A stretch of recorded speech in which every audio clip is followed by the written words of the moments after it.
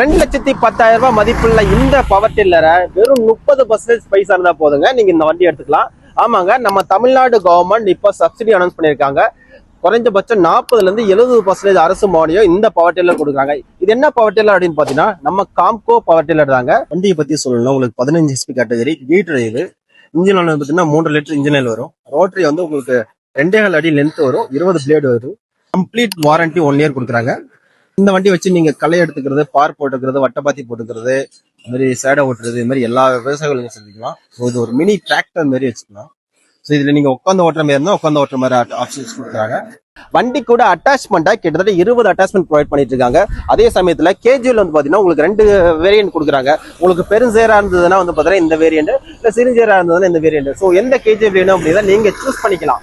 சப்சிடியை பொறுத்த வரையும் கேஜுவல் வந்து பாத்தீங்கன்னா அவங்க கொடுக்கறதா, ஆனா இங்க வந்து அப்படி கிடையாது, நீங்களே சூஸ் பண்ணிக்கலாம். அதே சமயத்துல கஸ்டமைசபிள், நீங்க எந்த மாதிரி வேணும் கேஜுவல் அப்படின்னா அதே மாதிரி கேஜுவல் கஸ்டமைஸ் பண்ணி கொடுக்குறாங்க.